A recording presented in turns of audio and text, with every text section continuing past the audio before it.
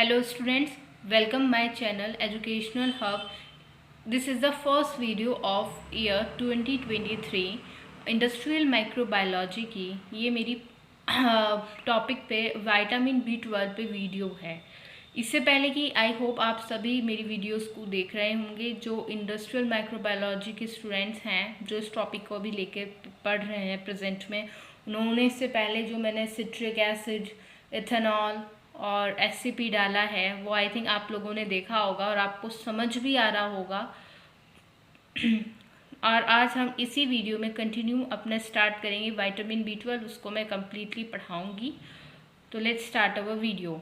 तो vitamin B12, vitamins पता है आप लोगों को क्या होते हैं? Vitamins are the complex organic substances which are required in our diet for our proper body functioning.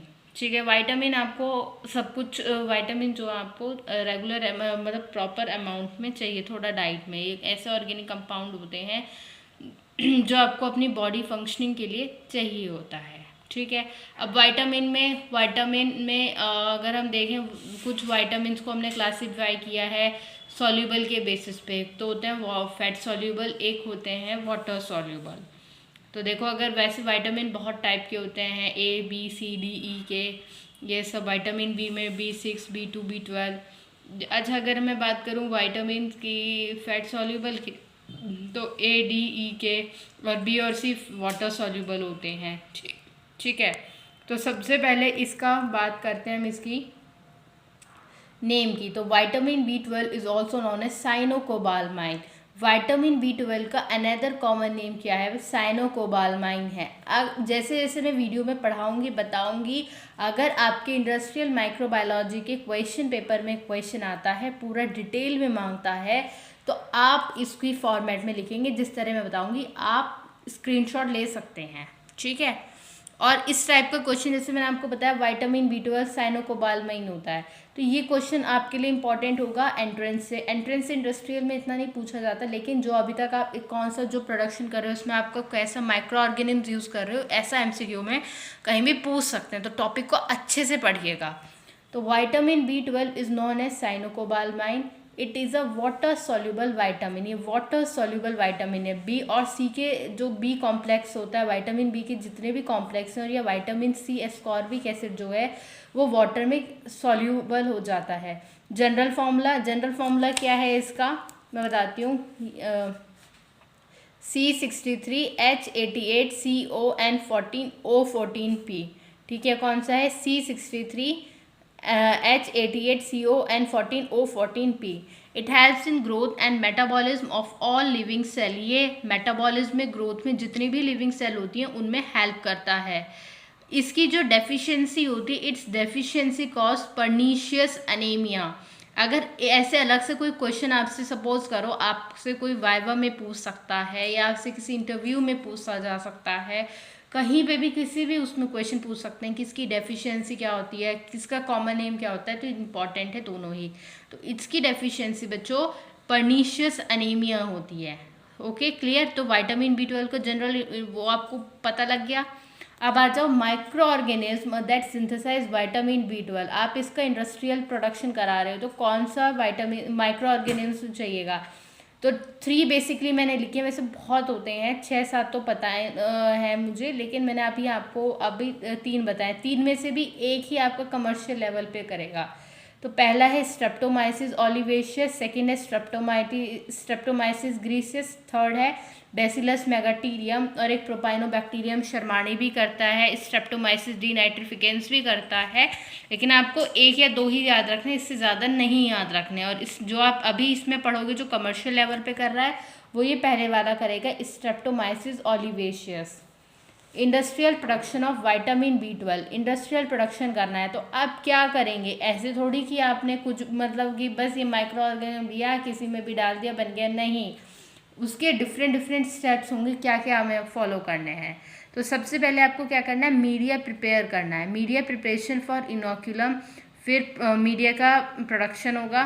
तो सबसे पहले आप इनोक्यूलम के लिए मीडिया कैसे बनाएंगे? तो जो आप लोगे होगा पहले बेनेट अगार कंपोजिशन ईस्ट एक्सट्रैक्ट है, उसमें बीफ है, एंजाइडामाइन है जो हाइड्रोलिसिस कर रहा है, ग्लूकोज है, अगार है, डिस्टिल वाटर होगा और पीएच उसमें होगी 7.3 मेंटेन। ठीक है, तो ये किसका है? बेनेट अगार का कंपोजिशन है जो आप इनोक्यूलम के लिए लोगे।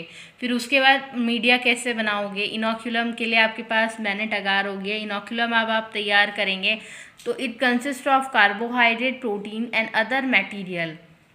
इन सब में ये होगा, आपने इसको क्या कर लेना है, को फिर कॉनिकल फ्लास्क में ऐड कर देना है और इसमें सब होगा। फिर आप उसमें कोबाल्ट डालोगे। कोबाल्ट क्या कर रहा है बच्चों? कोबालमाइन का प्रोडक्शन बढ़ा रहा है। फिर कोबाल्ट में आप साइनाइड डाल दोगे, फिर वो किसका? कोबालमाइन से क्या बन जाएगा? साइनो कोबालमाइन। साइनाइड आप डाल रहे हैं साइनो कोबालमाइन के एक्सट्रैक्शन के लिए, और वो उसमें कार्बोहाइड्रेट, प्रोटीन, ये सब तो हैं विटामिन B12 में, लेकिन आपने और क्या ऐड किया? कोबाल्ट ऐड किया, जिससे आपको क्या मिला? कोबालमाइन मिला। ठीक है, फिर आप इसका क्या करेंगे? मीडिया आपने बना लिया, फिर हम इसका स्टरलाइजेशन करेंगे। Sterilization should be done at 250 degree Fahrenheit for 1 hour. आप इसको 250 डिग्री फ़ारेनहाइट पे 1 आवर के लिए स्टरलाइज करेंगे। माइक्रोबायोलॉजी में मैंने आपको पहले भी बताया था कि स्टरलाइज आपको मीडिया हो, आपको इक्विपमेंट हो, कोई ग्लासवेयर हो, कोई टेस्ट ट्यूब हो, कुछ भी हो, लैब में आपको सब कुछ स्टरलाइज करना है। वरना जो भी आपने मीडिया, जो भी आपने प्रोडक्ट बनाया है, जो भी आपका मीडिया, अगर उसमें कंटेमिनेशन आ जाता है तो वो फिर सभी चीज़ों को स्पॉइल कर देगा और आपका जो प्रोडक्ट है वो हाईली डिस्ट्रॉय हो जाएगा। हाई लेवल पे माइक्रो ऑर्गेनिज्म उसको स्पॉइल कर देंगे। ठीक है, इनोक्यूलम प्रिपरेशन। अब आपने क्या करनी है? इनोक्यूलम को प्रिपेयर करना है। तो pure slant culture of streptomyces olivaceus is inoculated in 100 to 250 ml of inoculum media in Erlenmeyer flask में आपने उसको इनोकुलेट करना है, स्ट्रेप्टोमाइसिस ओलिवेशियस को। ठीक है, आपने उसको पोर करना है एर्लेनमेयर फ्लास्क में। Then the flask put on mechanical shaker to aerate the system. अब आपने उसको क्या करना है कि शेकर पे रख देना है उसको एरेट करने के लिए, ऑक्सीजन प्रोवाइड करने के लिए और मिक्स करने के लिए। Then pour in large inoculum tank. उसके बाद हमें उसको लार्ज, जो बड़े इनोक्यूलम टैंक होते हैं उनमें उनको पोर कर देना है। फिर उसमें फर्मेंटेशन होगा। विटामिन B12 कैसे प्रोड्यूस होगा? बैक्टीरियल फर्मेंटेशन से। जो वहाँ पर बैक्टीरिया था अब वो फर्मेंटेशन करेगा उससे। The submerge fermentation occur for 3 to 5 days। 3 से 5 दिन चाहिए उसके लिए। उसमें लाइसिस होगी। माइक्रो ऑर्गेनिज्म स्ट्रेप्टोमाइसिस है। आपका टेम्परेचर 80 डिग्री होना चाहिए जब आप फर्मेंटेशन, उसका जो मैंने यहाँ पे आपको टेम्परेचर बताया था ये स्टरलाइजेशन का था कि आपको स्टरलाइज करना है, तो वो इतने 1 घंटे में आपको 250 डिग्री फ़ारेनहाइट पर आपको क्या करना है? स्टरलाइज करना है। ठीक है, फर्मेंटेशन, द समझ फर्मेंटेशन अगर for 3 to 5 days, micro organism streptomyces olivaceus, ये सब चीज़ें लेते जाइएगा screenshot. Temperature 80 degree Fahrenheit. PH इस process firstly rises due to glucose consumption से पीएच क्या होगी? राइज होगी।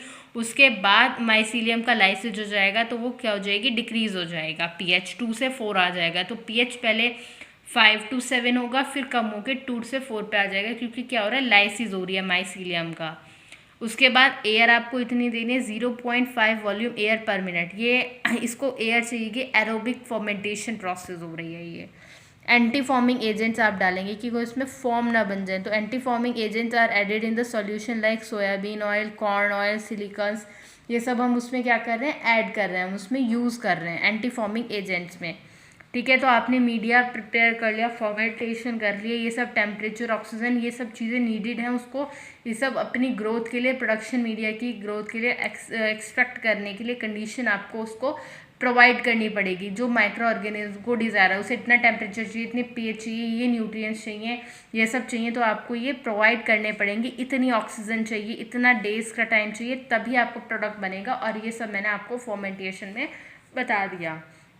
देन लास्ट हमें क्या पढ़ना है? इसकी रिकवरी पढ़नी है। रिकवरी कैसे? Most of cobalamin associate with mycelium boiling mixture pH 5 for the dissociation of cobalamin from mycelium. Cobalamin is subjected for next process filtration of broth to remove mycelium. अब हमें क्या करना है? जो उसमें ब्रोथ जो मिला मिक्सचर, उसमें माइसीलियम होगी, तो माइसीलियम को हमें सबसे पहले रिमूव करना होगा। उसके बाद broth treated with cyanide for conversion. अब कोबालमाइन को हम साइनाइड ऐड करेंगे, इससे कोबालमाइन साइनो कोबालमाइन में क्या हो जाए? ट्रांसफ़र हो जाए। Adsorbing agents are added for adsorption of cobalamin to activated charcoal में हमें उसमें एड्जॉर्ब कराना है, तो उसमें हम चारकोल डालेंगे। Then extraction is done using phenol, phenol भी ऐड करेंगे उसके साथ हम उसका एक्सट्रैक्शन करेंगे, फिर उसको ड्राई करेंगे, क्रिस्टलाइज करेंगे, देन आपको 10 से 30 mg कोबालमाइन आपको मिल जाएगा। इस तरीके से होगा। सबसे पहले आपने इनोकुलम प्रिपेयर किया, फिर उसको स्टरलाइज मीडिया उसको स्टरलाइज किया, फिर आपने मीडिया प्रिपेयर किया, फिर मीडिया को स्टरलाइज किया, फिर फॉर्मेंटेशन किया, एंटी फॉर्मिंग एजेंट डाले, फिर रिकवरी तक पहुँचे। इस टाइप से आपको लास्ट में इतना आपको कोबालमाइन मिलेगा, यानी विटामिन B12 मिलेगा। तो आई होप ये वीडियो आपको क्लियर हुई हो। Thank you and have a nice day.